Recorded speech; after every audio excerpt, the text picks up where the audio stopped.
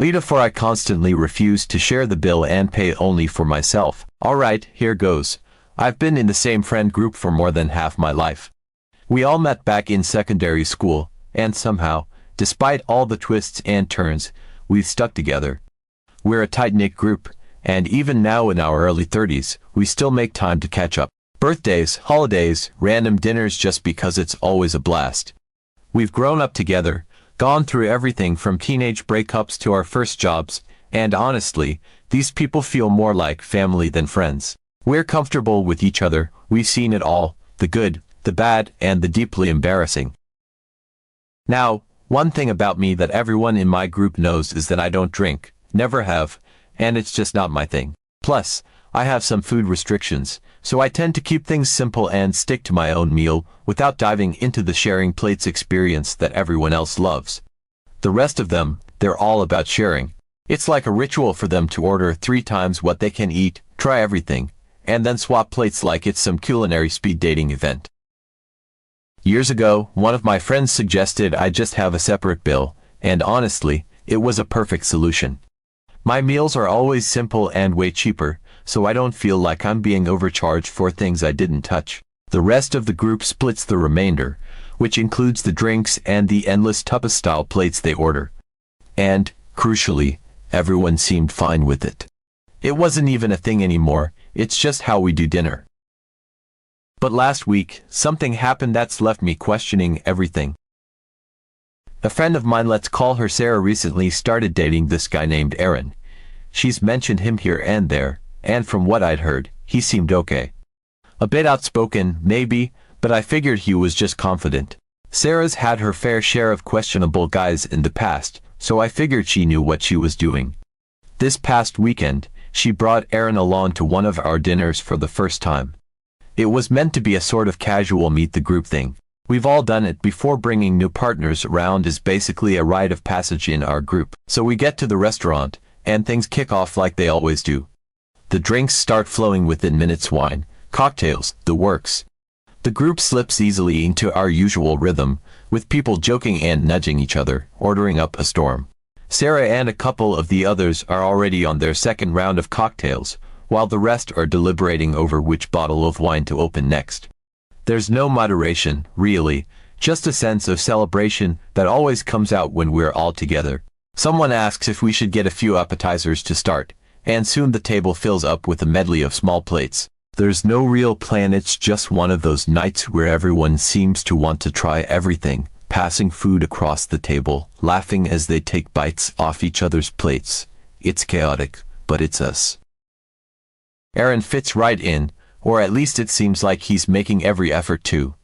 He's loud, grinning from ear to ear, acting like he's known everyone for ages even though it's his first time with the whole group. He orders himself a few drinks, nodding approvingly when the group picks out a fancier bottle of wine to share. He even suggests a few more dishes, like he's hosting the night himself. There's this energy about him that's a little intense, like he's trying hard to make a big impression. He's ordering a steak and then chimes in on adding another entree to try a bit of everything. I'm watching all this, amused, just sitting back with my water and my one entree, keeping it simple as usual. I can't help but notice him glancing over at me a few times, but I brush it off. I've been around enough newcomers to know it takes a while for people to really settle in. It's his first group dinner, maybe he's just trying to find his place. When the bill finally arrives, there's that familiar buzz of everyone shifting in their seats, joking about who's picking it up tonight, and pulling out wallets. I do what I always do, I ask the server to separate my part of the bill. I've been doing this so long it's second nature by now. My friends have never minded, they know my situation. As the server hands me my bill, I reach for my card, about to settle up when Aaron's voice cuts through the chatter. Hold on, why aren't you paying your share? At first, I think he's joking, a bit of playful ribbing. You know that tone, where someone's half laughing, like they're about to reveal they're not serious. So I chuckle and explain, oh, no, I've always done it this way since I don't drink and I don't usually eat from the shared plates. This way, everyone's only paying for what they actually ordered. I'm expecting him to nod, or maybe make a light comment and move on, but he doesn't. Instead, his face twists into something else. His smile is gone, and there's this almost disdain in his expression. He's not laughing. Mate, that's ridiculous. You're part of the group, right? You should be paying your share of the table, he says, his voice louder than necessary, carrying across the table. His words hang in the air, heavy, and I feel everyone's eyes on me. It's like the energy of the whole dinner shifts in an instant, as if someone's taken the music and abruptly turned it down. I glance around, hoping someone will jump in, maybe back me up or at least diffuse the tension, but everyone's silent. There's a sense of awkwardness settling over the table, and my friends of years, are just looking away or avoiding eye contact. It's like they don't want to get involved. I feel this strange mixture of shock and embarrassment wash over me. I try again, feeling the need to explain myself, to clarify that this isn't me trying to avoid paying or freeloading. I'm not avoiding the group, it's just that I only ordered my own meal. I've done this forever, I say, my tone calmer than I feel. But it's like he's made up his mind. It's been this way forever, I add, hoping that would remind everyone, maybe prompt someone to say something. But Aaron's still shaking his head, looking at me with that same judgmental expression.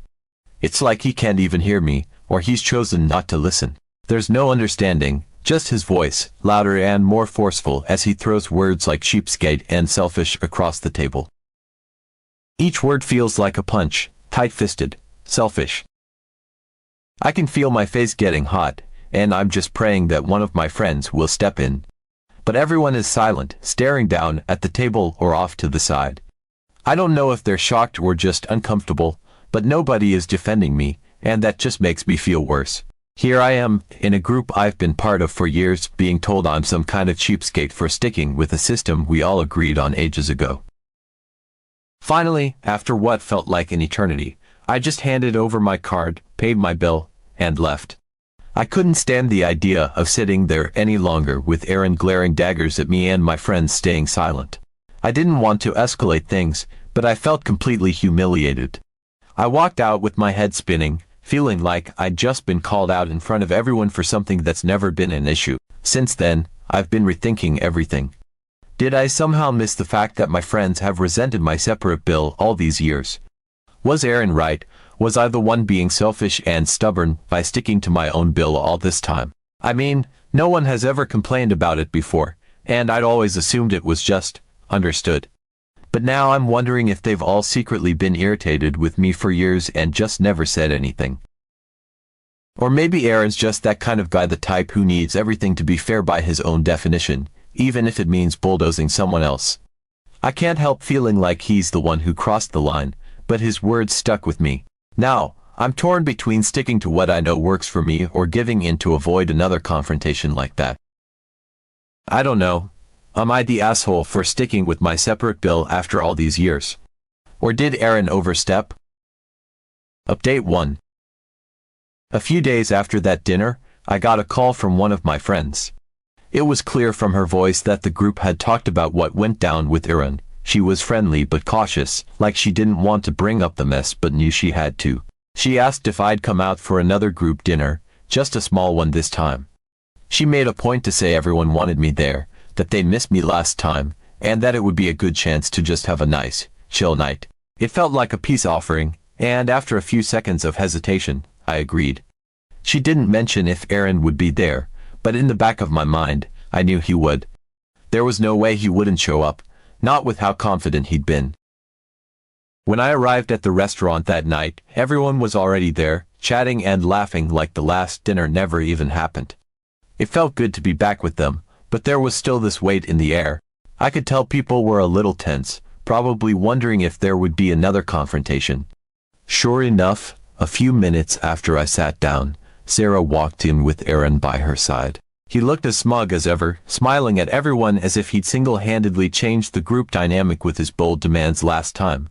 He settled down across from me, giving me this almost challenging look, and I felt my stomach clench.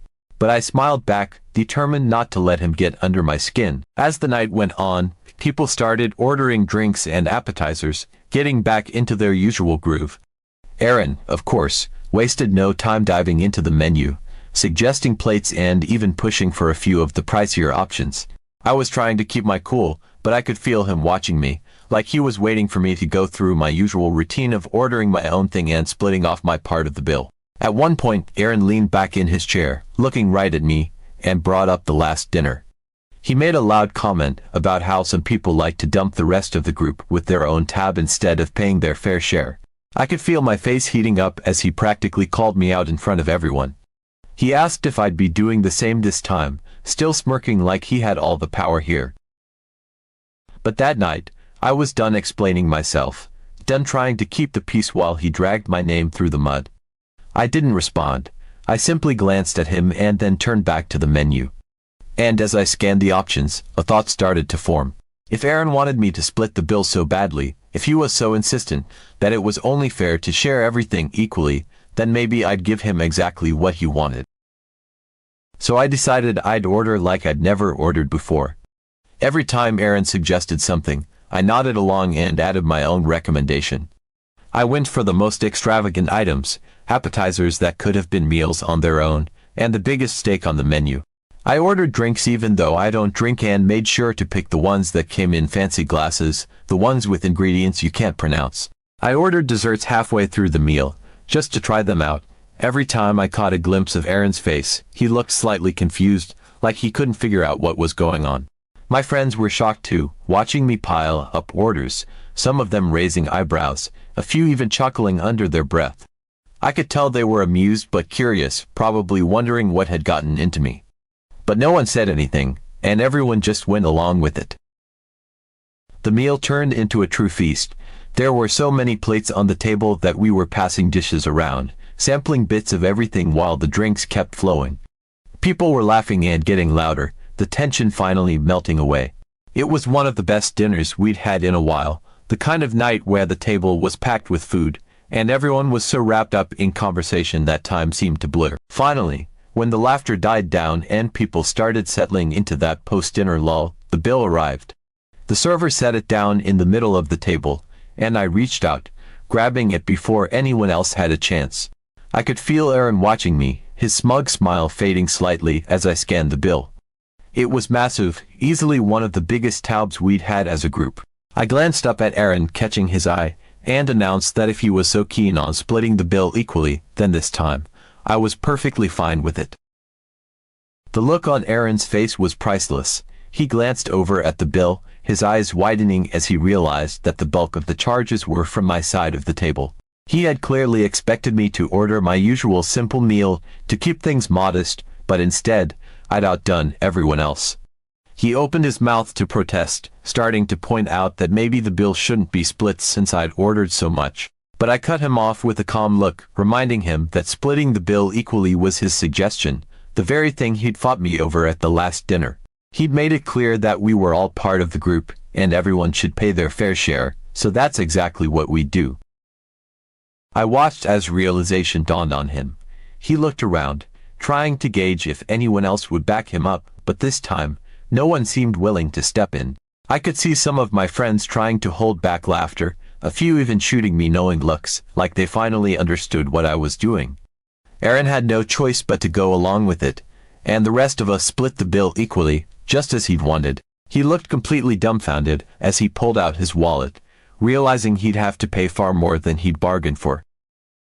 By the time we all left the restaurant, I could tell he was fuming, though he tried to keep his frustration under wraps. I walked out with a sense of satisfaction, a quiet victory that I didn't need to say out loud. Aaron had insisted on fairness, and I'd shown him exactly what that looked like. My friends seemed amused, a few of them giving me nods or pats on the back as we said our goodbyes. The tension that had lingered since the last dinner felt like it had finally lifted. Update 2. The morning after that dinner, I woke up to a series of messages from an unknown number. It took me a moment to realize it was Aaron. Apparently, whatever unresolved tension he'd carried home from the dinner hadn't worn off overnight. His text started off questioning what kind of joke I'd pulled with the bill, asking why I'd ordered so much food only to split the check equally. He couldn't wrap his head around it, accusing me of doing it to embarrass him in front of the group and calling it a childish stunt. He even threw in a few lines about how I'd made a fool out of him, as if that dinner had been some orchestrated play just to take him down a peg. It was honestly baffling. He seemed completely oblivious to the irony of what he was saying. Here was this guy, who'd charged into our group dynamic like a bulldozer, stirring up drama over something that had been perfectly fine for years. And now, he was the one feeling wrong because, for once, he had to deal with the consequences of his own demands. I couldn't help but laugh. I mean, wasn't it him who insisted that splitting the bill equally was fair, that we were all part of the group and had to contribute evenly? In my response, I kept things as calm and straightforward as possible, telling him that I'd simply been hungry. I reminded him that he was the one who had pushed for this equal share approach in the first place, so I thought it'd be best to respect his preferences. If he wanted fairness, I figured he'd appreciate everyone paying the same amount, regardless of what they ordered. That seemed to be the logic he'd followed, right? Aaron, however, didn't seem interested in any of that. He was adamant that I'd somehow gone out of my way to make him look bad, that I'd sabotaged him in front of the group by ordering more than I usually would. According to him, it was my fault he ended up paying more than he'd planned, and he even went so far as to imply I owed him an apology. The thing was, I didn't feel even remotely bad about what had happened. For years, I'd quietly paid my own way at these dinners without complaint, always opting for the most affordable option, sticking to what worked for my budget and my dietary needs. And none of my friends ever questioned it. They were more than fine with me paying separately. In fact, it had been a suggestion from one of them ages ago. But Aaron had decided to make it a whole ordeal. He'd gone out of his way to single me out, pushing the whole group to buy into his idea of what was fair. And now, after getting exactly what he demanded, he was bitter because it hadn't played out in his favor. But the real kicker was that Aaron didn't just stop there. After our exchange, I shrugged it off, thinking he'd vented his frustrations and that would be the end of it. But later in the day, I found out from a friend that Aaron had messaged her too, complaining about what happened. Apparently, he'd been going around to a few people in the group, expressing his discontent and even suggesting that I wasn't a good fit for these dinners if I was going to keep stirring up drama. It was absurd. This guy, who'd only joined us a couple of times, was now campaigning to get me excluded from my own friend group. I decided to drop a message in our group chat, the one without Aaron, where it was just the core friends who'd known each other for years. I laid it all out, explaining how Aaron had been texting me nonstop, accusing me of setting him up at the dinner, and how he couldn't let go of this idea that I'd somehow played him. I mentioned how he'd been pushing me to take responsibility for ordering more food than usual, as if it were some kind of offense against him personally. It didn't take long for my friends to respond, and their reactions were a mix of amusement and disbelief. Apparently, Aaron had been messaging them too, spinning his side of the story, claiming I'd gone out of my way to make him look bad and that I was toxic to the group dynamic. He'd even suggested that maybe it'd be better if I didn't come to the next few dinners. The group chat quickly blew up with laughter and eye-roll emojis as my friends shared screenshots of their conversations with him. They all thought it was ridiculous that he was trying to cancel me from our own group dinners. They knew me, knew how I'd always handled the bill and my own preferences with zero issues.